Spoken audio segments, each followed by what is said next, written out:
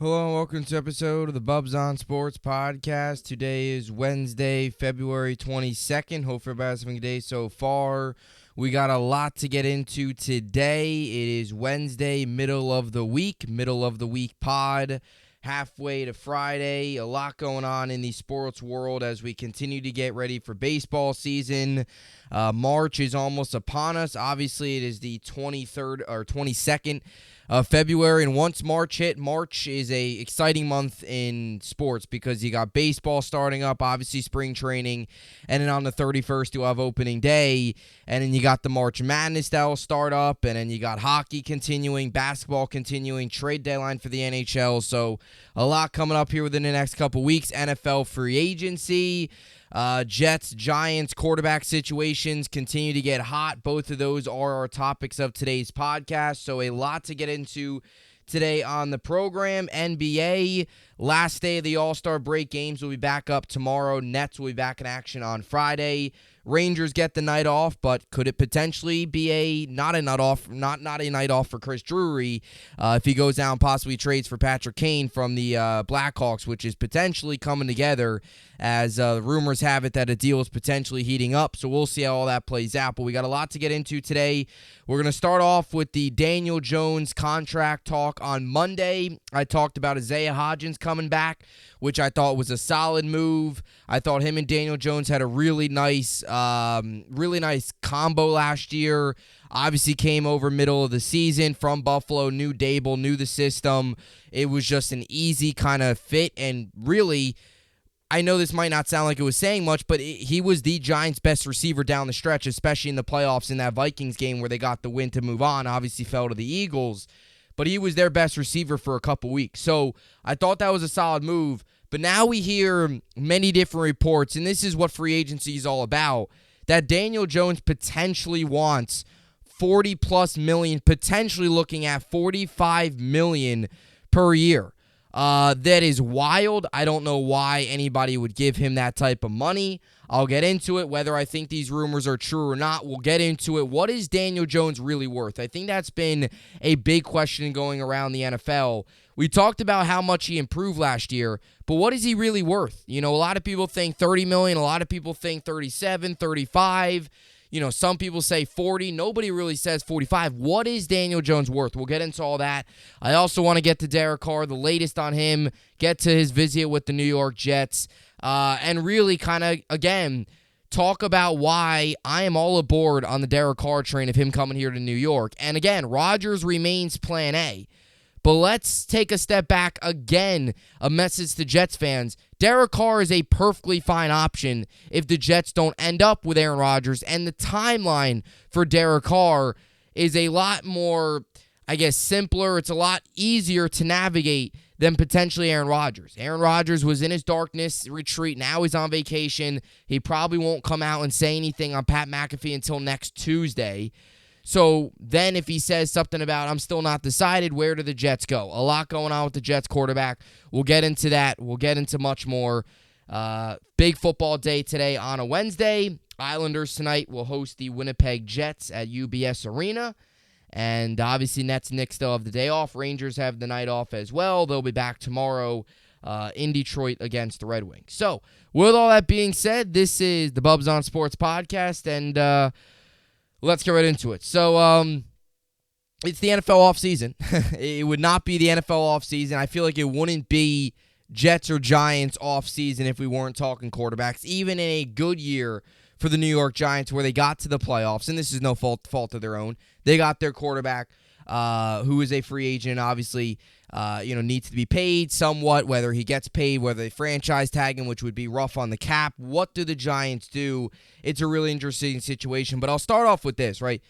There's, any sport you look at like elite players, right? And, you look at baseball, you got your elite players, guys like Judge, guys like Trout, Ohtani, players like that. Elite players that sell tickets. People are going to go to games to watch those guys play. You look at hockey, Austin Matthews, Connor McDavid, all of those guys. They're, Nathan McKinnon, all of those guys are like elite hockey players, elite guys in the NHL. Basketball, you got guys like Giannis. You got guys, Embiid's having a very good season. LeBron obviously is always solid. You always have those guys that you're going to sell tickets, you're going to watch them play, they're going to dominate, it's going to be exciting, they're going to break records, Luka, elite, guys like that, Steph Curry, elite, all of those guys, right? And then you go to the NFL, and there's two different categories I feel like for elite. Like you look at overall elite players, and then you look at, the quarterbacks who are elite.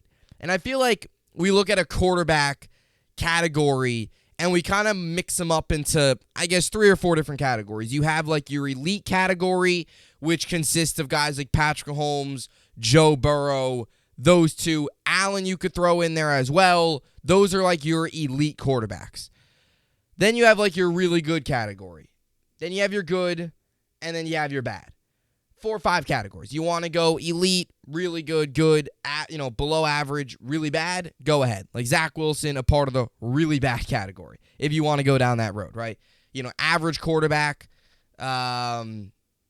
is somebody, I'm not going to go down the road of who's average, who's not. I mean, Tannehill, like an average quarterback, right? He's about, he's like 17th, 16th in the NFL when you look at the number. He's about average. That's all you're going to get. He's not a guy that's going to take you, to the playoffs. And, he has done that before. But this isn't about Tannehill. But he's not a guy that's going to go ahead and take you to a Super Bowl and win it all, right? He's average. We've seen average quarterbacks before. But there's always those like elite quarterbacks that get elite-type money. What we're hearing from Daniel Jones, I think we can all agree, Daniel Jones is not an elite quarterback. We can all agree with that. So to put this simple, Daniel Jones is asking, from the reports of it, and who knows how true this is, right? Mike Florio reported it. There's been many different reports about him potentially wanting $40 to $45 million per year. That's outrageous. And look, I really crushed Daniel Jones his entire career. I didn't like the pick at first. I thought it was stupid. I thought they passed up on a couple really good options. I disagreed with the pick. A guy coming out of Duke, I disagreed. Did not like the pick at all at first. He struggled early on in his career, had a serious turnover problem. Even going into this season, although we know now that, Dable gave Wink Martindale the plays in training camp, so Daniel Jones can kind of get a feeling of how he reacts to the struggles, but he struggled during training camp. I've crushed Daniel Jones throughout his career. But this year, I praised him a ton. He was excellent. He was an awesome quarterback. He was a very good quarterback this season. He was solid for them. Over 3,000 yards, 15 touchdowns, a QBR of 60.8. He had a really good year with little to none on offense. Again, I mentioned outside of Isaiah Hodgins, you had Darius Slayton, who was inconsistent, Richie James inconsistent, and Sterling Shepard, who, obviously tore his ACL, and I believe it was week 3 against the Cowboys in the whiteout game on Monday night at MetLife Stadium. That was what he was working with. Really no tight ends, nothing at all. He did have Saquon. That was it. No weapons. He didn't have Jamar Chase. He didn't have Justin Jefferson. So I've defended Daniel Jones all this year.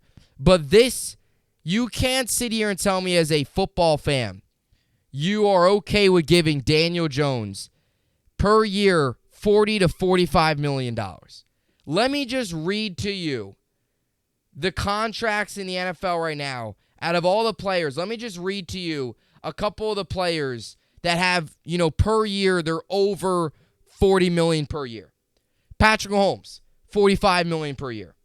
Okay, Josh Allen, $43 million per year. Russell Wilson, who I don't think is very good anymore. I would actually take Daniel Jones over him, but $48 million a year. Okay, Kyler Murray, $46 million. Deshaun Watson, $46 million. Prescott, Stafford, both $40 million. Burrow's on his way to getting a payday. Patrick Mahomes is making $45 million. Josh Allen are the two guys to look at here, making $43 million. Daniel Jones is not anywhere near the category of Patrick Mahomes or Josh Allen. Daniel Jones is good. He's solid. He's not great. And to the fans out there that say, oh, well, Kyler Murray's, he's making, $40+ million per year. Daniel Jones is better. That doesn't mean anything. The Cardinals gave Kyler Murray a bad contract. It's looking really bad right now, especially with the torn ACL. There's potential Kyler Murray's not even ready for until week 6, week 7 of this season. So to those of you who are saying, oh, well, he's better than Kyler Murray, that means nothing. To get $40+ million a year, you're going to be asking Daniel Jones. He's getting elite money. He's going to need to play like an elite quarterback. And let's be honest, he's not elite. He's not. Give him weapons. He can be a top 13, top 12 quarterback. He's not top 5, not top 3, or anywhere near Patrick Mahomes. We talk about Patrick Mahomes potentially being the next closest guy to accomplish what Brady accomplished, right? Again, we don't say that he's going to beat Brady with Super Bowls. I don't think he will. I think that's impossible, to be honest. I don't think somebody's going to do that. But in terms of statistics and in terms of longevity, there's potential Patrick Mahomes can beat Brady in certain statistics throughout his career that possibly seem unbeatable right now, but Mahomes could catch up to. There is possibility. Do we talk about Daniel Jones doing that? Who's better, Daniel Jones or Patrick Mahomes? Patrick Mahomes. Who's better, Daniel Jones or Josh Allen? Josh Allen. Daniel Jones or Joe Burrow? Joe Burrow. Joe Burrow is in for a big payday. Jalen Hurts is too. Those guys are elite. Daniel Jones isn't. He does not deserve $40 or $45 million a year. $45 million a year is what Patrick Mahomes is making. You're telling me Joe Shane's going to be okay with giving that to Daniel Jones? Again, Daniel Jones is good, not elite. He's not. He's just not. To put all that money into a guy, and let's be honest here. Let's take a step back. Daniel Jones had a good year. I know he had nobody around him, but he had a good season. It's not like Daniel Jones went off for 31 touchdowns this year and 3 interceptions and 4,000 yards. He finished with 15 touchdowns, which was tied for 21st in the NFL. It wasn't like this guy went out there and threw for 40-plus touchdowns this season. I think people also have to take a step back a little bit here. Daniel Jones had a good year. I mean, it wasn't a dominant year. He had a good year. A good year. Not a Patrick Mahomes year, not a $40+ million year, not a Joe Burrow season, not a Josh Allen season. He had a good year. He had a average to slightly above average. When you look at some of the numbers, he was 15th in yards. I'll give it to him. He did not throw many interceptions. He had the 6th best quarterback rating in the NFL. I'll give him that. When you look at some of the other numbers, he was borderline average to above average. Above average at best. Again, top 15, top 14, 13, somewhere around there. Not top 10. I wouldn't say top 12. Somewhere around the 13th to 15th best quarterback in the NFL. 13th to 15th best quarterback in the NFL, that is not $40 million. You want to give him $35 million, go ahead, do it. And here are some of the options what the Giants can do. Daniel Jones, however, he did also change agents. He was with the CAA, which was his agency. Now he's moved to Athletes First. So potentially he sees more money coming his way with the agency change. And I'll say this, look, and I've said this with the Giants. And I'm a Jets fan, so I guess it doesn't really matter what my opinion is, but I'll back the Giants if they let Daniel Jones walk because he wants $43 million. If Daniel Jones wants $43 million, and some team is willing to give him that, let him walk. Let him walk. It's not like you're at risk of losing Patrick Mahomes here. It's not like you're at risk of losing Joe Burrow. It's Daniel Jones. He's good, not great. So I don't think if a team comes out with this crazy offer, now if a team comes out, gives him $35 million, and you let him walk, then that's an issue. Because I do think you can make the argument Daniel Jones is worth $35 million. 37, okay. Anything above 37, you want to do 35, maybe push an incentive so he can get to a certain amount, games played, certain amount of yards, stat categories, where he's got to hit, maybe playoff wins. You want to go and do that? Go ahead. I'm fine with that. But if a team comes out and gives him $40+ million, I will back the Giants with letting him go. Now, I do think the Giants should obviously try and make a strong push. I think they will. But it's got to be for the right price. You just can't let Daniel Jones. You can't give Daniel Jones $45 million. Here's the Giants' Here's the top 5 cap spaces in the NFL. The Bears, $97 million. They're number 1. Falcons are number 2 with $55 million. So the drop-off, Bears have a ton of money. They're going to have to spend this offseason, especially if they keep Justin Fields. They need to give him receivers. They need to give him an offensive line. They need to give him a lot there in Chicago. The Raiders, $46 million. They're 3rd. Giants stand in 4th at $43 million. Patriots are in 5th at $37 million. So again, I that's where part of me, I know there's a lot of people out there, and this is the tough part, is when Brian Daboll took over as the head coach of the New York Giants, the thought process was was kind of a prove-it year for Daniel Jones. You got to go out, prove you're the guy. If you go out and have seasons like he had in the past, for example, 11 touchdown, 10 interception, or 10 touchdown, 7 interception season like he had in 2021, you're gone. Get out of here, right? But if he went out and had a season like he had this year where he did a lot with very little, you could definitely, you got to make a push to bring him back. The only issue I have with giving the franchise tag is it hurts the Giants' cap space. And again, to the fans out there that are okay with the franchise tag, that's great. It's going to hurt you with cap space because that's a lot of guaranteed. It's obviously the 1 year. Now, the exclusive tag, non-exclusive, all that stuff, it gets confusing, whatever the Giants opt to do. But then it would kind of be like, another year of a prove-it year for him. And then let's just say he goes out and has another great season this year. You could get him maybe now for a lower price than if he goes out there this season and has a big year. Next season, not as much cap space. Then let's say Daniel Jones is asking for like $35 million this season. Let's just say. And the Giants opt to franchise tag him. Okay? Number one, you're hurting yourself for this season.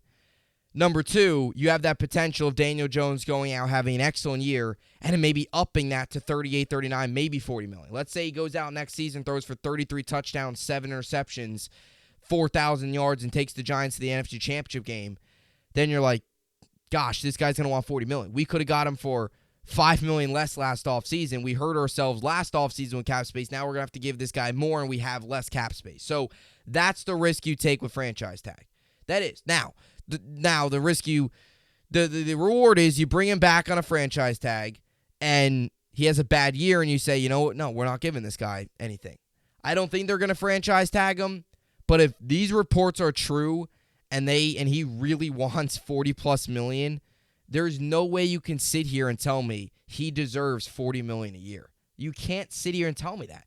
You can't tell me he should be making the same amount of money per year as Patrick Mahomes. Just put that in perspective. You might say, oh, well, Kyler Murray's making, Kyler Murray shouldn't be making, that's a terrible contract. I said that earlier. Same thing with Russell Wilson. Terrible contract, right? The Giants don't want to find themselves in that situation of overpaying for Daniel Jones. Sure, there's other quarterbacks out there that shouldn't be getting paid that much. Giants don't want to get themselves in that situation where they pay $40 million for Daniel Jones just for him to go out there and be a top, just for him to go out there and be the 15th best quarterback in the NFL. You're not going to give a guy $40 million for that. So $35 to $37 million is personally where I think the best case scenario is for the Giants. And they have a lot of other needs, and they got $43 million. They can spend. They've also got some draft picks where they can build through the draft, but if you want to go out and get a guy like a T. Higgins, maybe strike a monster trade for a guy like a DeAndre Hopkins, you're going to need assets and you're going to need cap space. And franchise tagging does hurt that. So I truly believe here the Giants want to bring him back. They want to get him back on a deal that's not only, helps Daniel Jones, obviously, but it's also team-friendly. And I think Daniel Jones has to realize that too. There's a lot of other needs with this team. It's not like you have a number one receiver. Your running back, too, is a free agent. And the Giants' number one priority is Daniel Jones, obviously. But Barkley still is obviously on their list. He's probably number 2. So Daniel Jones has got to realize that that as well. And this is going to be something that's going to be interesting to see how the Giants let this timeline play out. Because let's say this Daniel Jones, let's say he wants $40 million. Eventually, if the Giants don't want to give him that, they're eventually going to have to back out of the Daniel Jones sweepstakes and get somebody else to come in here, to come into the Giants. Because he can't roll with Tyrod Taylor next year. That's where it gets interesting. I think there's a lot of people out there that feel like Daniel Jones, and again, at the end of the day, I think Daniel Jones will return with the Giants. And I would agree with the Giants bringing him back for the right cost, obviously. Same thing I would agree with Barkley coming back. I wouldn't give Barkley Christian McCaffrey money. That's just me. But that potentially is what he wants. I don't know if I'd do that. His injury history, who knows what he's going to be, 2-3 years from now. It's risky, Who knows what Barkley will be next year, right? He had one healthy year. He's got to prove himself a little bit more still, I think. But we'll see. Barkley's a different story, different day. But Daniel Jones, it does get interesting for the Giants because they also have other needs to fill. This is interesting. It really is. This kind of took an odd turn. Because if Daniel Jones wants that, if Daniel Jones wants that much, you're not giving that to him. Good quarterback gets, good money. Elite quarterback get elite type of money. Patrick Mahomes is elite. He's making $45 million for a reason. Daniel Jones is not elite. He does not deserve to make $45 million per year. If he wants that, go ahead. Let another team overspend for him. And eventually, if he wants $45 million and nobody's giving it to him, he's going to eventually have to bring down the price, or else he's not going to be playing for anybody next year. I know I might be taking it to a whole nother extreme right now. Daniel Jones is going to be on a team. I'm not saying he won't, but the Giants, the Giants have a lot of the. They have I feel like the Giants here have the upper hand, because let's be honest here. Is a team going to pay Daniel Jones $45 million? Probably not. Derek Carr and the Jets, it's a little different. Because Derek Carr, he might want a big amount of money, and other teams definitely willing to give him. I can't name an NFL. I don't think there's going to be an NFL team out there that's going to say with a straight face they'll give Daniel Jones $45 million a year. I don't. Same money as Patrick Mahomes. That's you're going to give that to Daniel Jones. Okay. All right. Fine. Go ahead and do it. I don't think it would work. So, we'll see how the Giants approach this, but I think at the start of this, I think the perfect deal is somewhere between the $33 to $37 million range. 35, I think, is a lot of people aiming for. You want to try and get him for 30, go ahead. I think Daniel Jones is going to want more than 30 per year. To go through some of the numbers, I mean, like a quarterback making 30, quarterback making 30 plus million a year, guy like a Jared Goff, 33 million. That's where I think again, I'm not trying to compare Daniel Jones to Jared Goff, but can you look at the numbers? You look at the AAV, Jared Goff, who's a good quarterback, 33 million a year. Another guy, again, Tannehill's average 29 million a year, right? So it makes sense. 30 plus million a year is for like your good quarterbacks. Now Wentz is not good. He's making 30. He's making 30. What is Wentz making? He's making 32 million, 33 million, 32 million.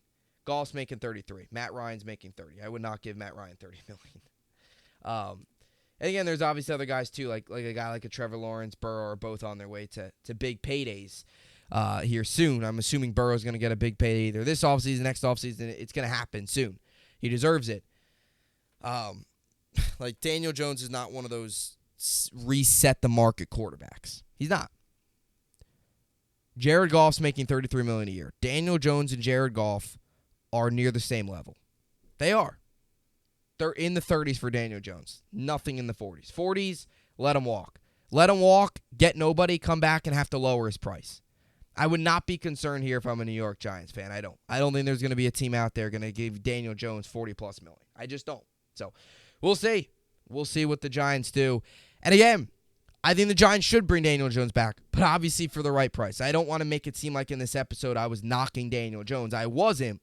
I just think to ask for $45 million, if that's true, I think is a little crazy, and most can agree.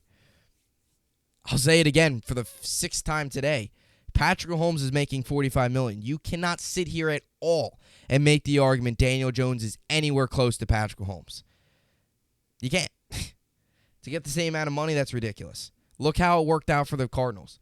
Look how it worked out for the Broncos. And I know the Broncos a little bit of a different situation because they obviously traded for Russell Wilson and stuff, but I don't think Russell Wilson's going to do anything this year, even with Sean Payton. I don't think the coaching is really the problem there. I think a lot of it's just Russell Wilson is bad. That is really bad. That's really what I think, but that's besides the point. So we'll see what the Giants do. Comment down below. Big question. How much would you give Daniel Jones? 30 million, 35, 37? Are you one of those fans? And give me why. Would you give him 40+ million? If you are, give me why. I'm interested to see the other viewpoint because I just don't see how somebody could think giving Daniel Jones 43 million is okay. 40 million is okay. I just don't. So I like to see why possibly. Where are you? Where do you stand on this Daniel Jones contract right now? We'll see. Potentially, Daniel Jones could be out of New York, or actually could be flipped, goes to the Jets, and then the Giants, then the Raiders, the Derek Carr goes to the Giants. Imagine that. Imagine that. All of this rumors. Daniel Jones goes to the Jets, and Aaron Rodgers goes to the Giants. Just imagine that. All of these rumors of Derek Carr going to the Jets. Daniel Jones returns, and they flip teams. That would be wild. It'd make for some crazy storylines. I don't even want to go down that road. It's not happening. But as I mentioned that, we got to move on here to Derek Carr and the latest on the New York Jets and their wild quarterback search that has the fan base. I feel like now more than ever, the Jets fan base is like split, where I feel like as every day goes by, there's a little bit more people that jump on the train of I'm good with Carr, and then there's always other people that kind of jump on the train, off the train of Carr and onto the train of it's Rodgers or bust. And I feel like it's balanced. At first, it was all Carr. At first, at the beginning of this, let me give you a timeline. Let's be honest here. This has been the timeline of the Jets offseason. So they lost to Miami to end the year. Then at first, it was Carr. Everybody wanted Carr, right? Then Carr and like Jimmy G was another option. But when LaFleur got fired, I think most of us could agree like Jimmy G. I don't think Jimmy G's coming here unless if we miss out on everybody. But it's Carr. And then it was Lamar. Everybody wanted Lamar. It's all Lamar. And then it was Rodgers. And now it's like Carr, Rodgers. It's kind of up and down. Like one day you see people saying, give me Rodgers. The other day it's like, I'm perfectly fine with Carr. You see some people saying Rodgers or bust. You see some people saying, Rodgers clearly plan A, but Carr is a serious plan B. I've seen some people even go as far as saying Carr number 1, Rodgers number 2. I've stood on this the entire offseason. Lamar Jackson number 1's a pipe dream. That's how I'm not talking about him. He's a pipe dream. He's not happening. And similar to the Giants, they have all the control over him. They can franchise tag him. He could hold out. Jackson's not coming here. It's a pipe dream. It's not happening, okay? Rodgers, I've always said, plan A. He's option 1. Carr, option 2, option B, however you want to, whether you want to use letters, whether you want to use numbers, same thing, okay? It doesn't matter. But there's this notion going around the fan base again as if we don't get Rodgers, it's a bust. So Carr had a visit the other day with the Jets. He was actually at a restaurant. It was an Italian restaurant, I think. And there's a picture of him, Nathaniel Hackett, Robert Saleh, and I believe Todd Downing was the guy to Saleh's left across from Carr and Hackett. Everybody's making fun of Hackett because he was wearing a hat inside of a restaurant, which is interesting. I guess that's not a great thing to do. But, of course, a Jets fan, captures them eating. They were the only ones in the restaurant, and yet here are Jets fans still finding a way, similar to when the fans hid outside of the bushes outside of One Jets Drive to try to get a picture of Saleh leaving and entering the building when he was going for his second interview, his in-person interview back in, obviously, the 2020 offseason when we were looking for, or 2021 offseason when we were looking for a new head coach. Now we got people in the restaurant or outside of the restaurant or a worker taking a picture of Carr, Saleh, Hackett, and Todd Downing all eating lunch together on a visit.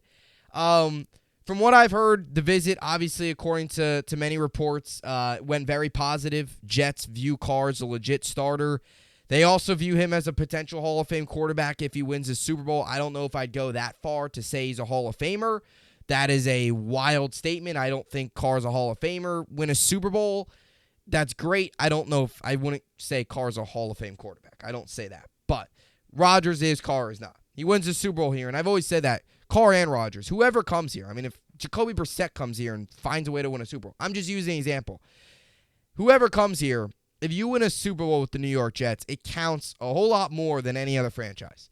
Like a Super Bowl with the New York Jets, maybe only outside of the Bills because they got the 4 straight and they lost, would count just as much, or it would count as like 3 for any other franchise. Like a Super Bowl for the New York Jets would mean so much to this fan base. We haven't won one in 54 years since Broadway Joe. Get to the playoffs, and you're going to be like a savior here because we haven't been there either since the Rex Ryan, obviously Mark Sanchez days, the loss up in Pittsburgh in the AFC Championship game. Get to the playoffs, and you're going to be great. But I just don't get where the conversations are coming from of Derek Carr is not capable of taking the Jets to the playoffs and is capable of getting them do a deep run in the playoffs. I just don't. I mean, Carr gives you a lot. Carr is a very solid second option. Very solid. I mean, I've said this. I've even gone as far to say Rodgers is like option 1A and Carr's like option 1B, where Rodgers is number 1, but you can make the argument Carr's just up there as well. You could. Carr last season was 14th in the NFL in yards, 12th in the NFL in touchdowns. The interceptions are an issue, which I've said a lot. 14th in the NFL in the QBR. He actually had a higher QBR than Rodgers. And again, Rodgers is better. I want to make that clear. I don't want to make it seem like people are going to sit here and come at me and say that I'm trying to say that Carr is better than Rodgers. Rodgers is better than Carr. Rodgers is a Hall of Famer. Carr is not. Period. Just that's the end of the sentence. Back to Derek Carr. He is a very solid quarterback. I don't know how you can sit here and tell me Carr is on the same level of a Jacoby Brissett or a Ryan Tannehill. Carr is above average. He is above Tannehill. He is above Brissett. He is above Jimmy G. Carr is an above average quarterback. Probably 13th, 12th in the NFL. Top 15, top 13. You can make the argument he's top 12 in the NFL. Let's not just forget about the fact that in 2021, in 17 games, he almost passed for 5,000 yards. He had 23 touchdowns. This is a guy that in his average year in his NFL career would be one of the better seasons we've ever seen from a Jets quarterback. Let me say it again. An average year for Derek Carr would be one of the best seasons we've ever seen out of a Jets quarterback. In an average year. In his career, he's thrown 99 touchdowns, or he's thrown 217 touchdowns and 99 interceptions in his career. He's reliable. He's available. He plays almost every game. He had an MVP season in 2016 prior to injury. And you want to talk about playoffs, that's fine. A big reason why the Raiders never got to the postseason wasn't because of Carr. It was because the dysfunction around him. And when they had solid receivers like Michael Crabtree, like Amari Cooper, is when he had that MVP-type season in 2016 that ended obviously with an injury, but where he threw 28 interceptions with 6 interceptions. You give Derek Carr receivers, you give Derek Carr an actual offensive line, which hopefully the Jets can muster one up. But if you give Derek Carr, Garrett Wilson, Elijah Moore, that's a lot better than what he's had to work with. And you could bring up Devontae Adams. And I understand he had Devontae Adams, but I mean, Josh McDaniels was terrible. A lot of these struggles were on Josh McDaniels because there was rumors that he wouldn't allow him to audible, wouldn't allow him to change the plays. It was all messed up. Another failed coach from the Belichick coaching tree. Rick Bisaccia got that team to buy in. They get rid of him, bring in Josh McDaniels. They've given Carr nothing. Nothing. Tons of off-the-field issues, too, that he's had to deal with other players. And he's been solid all of his career. Why all of a sudden now are people acting as if we get Derek Carr, it's a bad thing? It's not a bad thing if we get Derek Carr. Similar to, a lot of people, I feel like, have a tough time comprehending the reason why the Raiders had struggles with Carr. Like people have a tough time comprehending me saying that Carr, the reason the Raiders were struggling weren't because of Carr. It was because of the coaching. It was because he didn't have many weapons. Off the field issues, terrible defense. Again, Henry Ruggs incident. They drafted Alex Leatherwood. He was out after year one. All of those reasons, right?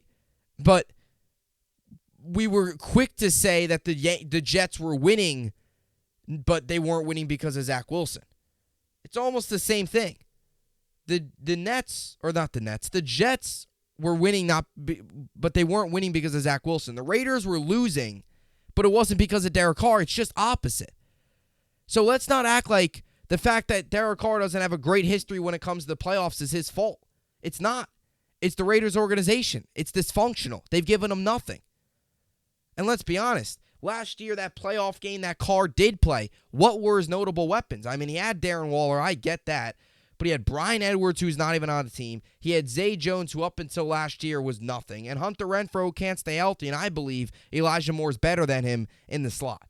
And you like Garrett Wilson over Zay Jones. And you hope that if Carr does come here, he utilizes Uzama and Tyler Conklin a lot more. Yup. That's the hope and expectation. But if Carr comes here, this is a 10-win team. And there's not much debate. It's a 10-win team if Derek Carr comes here. It is. I mean, I don't think that's crazy to say. I don't think it's crazy. I don't think it's crazy to sit here and say that. I mean, Carr with a 10-win team going into the postseason can make some noise. I mean, is it crazy to say? Call me crazy, but is it crazy to say that Carr against the Bills could beat Josh Allen? Is it crazy? I mean, I'm not saying he's going to single-handedly beat Josh Allen. Like, he's going to throw 5 touchdowns, Josh Allen's going to throw 3, and he's going to outplay him. I'm not saying that. But what I'm saying is it crazy a team with this Jets defense and Derek Carr can beat the Buffalo Bills? I don't think that's crazy to say. The Bills almost lost to Skylar Thompson at home, and they got embarrassed in the snow in their home stadium against the Bengals, where Allen played bad, had a complete percentage under 60%, threw an interception, only had 264 yards. It was ugly day for Josh Allen. Are we just going to, is it crazy to say that Carr could potentially beat the Bills? I don't think that's crazy to say. The Jets beat the Bills with Zach Wilson. They almost beat them with Mike White. Is it wild to say Derek Carr can beat the Bills, or the Jets can beat the Bills with Derek Carr? I don't think. Derek Carr is a good quarterback. There's this notion going around that he's a bad quarterback. He's not a bad quarterback. He is above average. He's like a 13th best in the NFL. I mean, he's better than anybody the Jets have ever had anytime recently. Not ever had, but recently. I mean, there was this stat today I saw online. The 33rd team posted it. So the Jets' leading passer versus Derek Carr over the past 7 seasons. So 2016, Ryan Fitzpatrick was the Jets' leading passer, 69.6 rating. Carr in 2016, 96.7. Better right there. That's already better. He's better than Fitzpatrick was, who is probably, you can make the argument, was the best quarterback we've had over the past couple seasons. So 96.6 overall rating for Carr. 96.7. 2017, McCown, 94.5. Carr, 86.4. All right, he had a better than Carr in 2017. Okay. 2018, 2019, 2020, 2021, and then Zach Wilson again this past season. Carr was better every single year. He was better than Darnold in 2018, Darnold in 2019, Darnold in 2020, Zach in 2021, and Zach this past season. Better each season. Carr is an upgrade. Period. Whether you like it or not, he's an upgrade. And he's a big upgrade. He's not Aaron Rodgers. But to sit here and say that Derek Carr is not capable of winning playoff games or capable of taking this team to the postseason, I just don't get that. When you look at the numbers and you look at the way they've built around him in Vegas, I think it's unfair to criticize him for the failures there. I think it is. It's a guy that up to last season had 4 straight years of 4,000 yards. And you want to talk about playoffs? Okay, great. I understand Rodgers had a Super Bowl. That was back in 2011. He's had 3 really bad losses in his own building. So you got to make the same argument again. You want to talk about Carr playoffs? Okay, talk about Rodgers. Didn't beat the Bucs, warm weather team in his own building, lost. Didn't beat the Niners, lost. This year, winning in against the Lions, lost. Not trying to knock Rodgers, but, I mean, to act like Derek Carr is some terrible quarterback, I just don't think it's fair to him. So that's my opinion. That's how I see it. But we'll see how it all plays out. It's definitely interesting. I'm okay with Carr. And again, this is the thing. Let's say Rodgers comes out on Tuesday. And leave a comment down below your thoughts on this. Let's say Rodgers comes out on Tuesday and says, I'm still not sure I want to play football yet next season.